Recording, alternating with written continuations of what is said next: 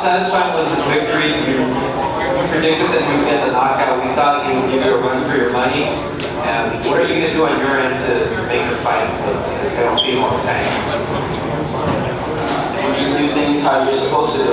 Just contact with your team, make sure that they let them know that we want to fight, and then they send an offer or we send an offer, and then we figure it out. I can't really get into, I can't really explain it perfectly, because that's something that Lupe or Golden Boy would have to try to work out. Excuse me, sir. Hey, what are you doing, man? Why are you wearing denim? Why are you wearing denim?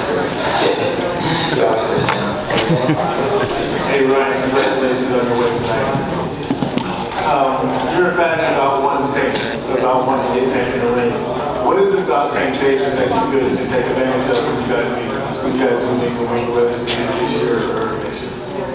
I think it's not so much about Tank. It's just about the people.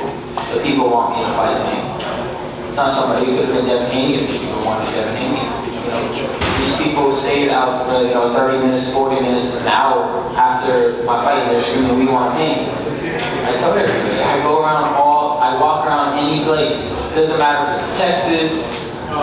Doesn't matter if it's New York. Doesn't matter if I'm in a different country. They just say, "We want Tank." So I'm gonna give the people what they want, or I'm gonna try to. And what can I take advantage of him? I mean, I know that I have more speed than him. I know that I'm taller, and I know that I'm bigger. But we'll have to see when we get in there. It doesn't really matter about how we fought or how I fought this fight. I've learned that once you get in there, the fight starts unfolding for itself. And I'll figure it out when I'm in there. Nah, not you. Steve this morning. Congratulations, man. Great performance. I see on your hand, one of your knuckles maybe a little kind of skin coming off. The other one looks a little. No, I put liquid Band-Aid on it because I had little cuts from training. Oh, okay. I was gonna say, is the hands fine? Everything's good. Yeah, everything's good. Did you hurt your hands? Because you landed a lot of shots on them. No, man, it's fine, man. I'm telling you, I was beating people up, but my hands never had problems. My hands were great the whole fight. Everything was sharp. Like, I didn't feel forced on anything. I just felt in tune. I was on top of everything he did. Any move he made, I had an answer for it. And that's how I fight. I have really good reflexes. And I fought exactly how I know I can fight. To me, it was a beautiful performance. Did you feel better at 40 than you did at 35? I can't tell the difference yet. To me, 5 pounds is not that much. I still had to cut weight, and I hated every second of it. So it didn't matter if it was 140 or 135. Okay, thank you, Steven. Next, we have Francisco. Well, congratulations, Francisco Salazar, Ring TV in Boston City. You won the fight against Tank Davis. We saw where with Mokia and trouble that didn't happen. But how confident 1 to 10 that you feel that will happen later this year against Tank Davis? I'm just going to leave it up to my team to figure that part out. Where there's a will, there's a way. And I'm just going to be out here to try to give the people what they want. And my team will figure that out. He has to do it. But I know that Lupe has a great relationship with Al Heyman and everybody. So we'll figure it out. Okay, this is the last question. Let's stay positive about that. We'll figure it out. That's what the people want. We'll figure out a way to do it. Hey Ryan, Jeff Zimmerman at FightNews.com. Time to come back to Texas, man. Oh yeah, man, I like that. I want to move over there. Texas loves Ryan too. I love it. Hey, this was your second, I know you have had a relationship with Joe in the past, but this was your second fight with him. How much better did you feel coming into this fight with Joe? And you're working on new things in camp and, just overall. I think we had a better structure in LA. I think that we trained better this time around. Yeah. We were more focused. Everything was done with purpose. True. We worked together perfectly, and we figured the little things out, like the rapping. And we had little things that were kind of like we had to still figure out. I mean, you can't figure out anything like what do we have last time? Can I say something? Yeah, you said what do you want? Hello? It's working. Look, when you train Ryan, you don't train Ryan.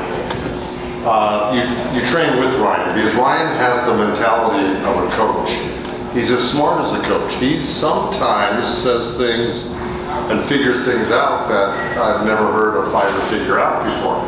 So when you say Ryan and Joe, look, I got to tell you, Ryan stands alone in my life training guys, and I've done it over the decades. You guys know that. He stands alone as one of the most unique individuals I've ever coached or coached with, because he is a coach as well as a great fighter and a great talent, a great personality. He's a wonderful young man. He's years beyond his age in thinking.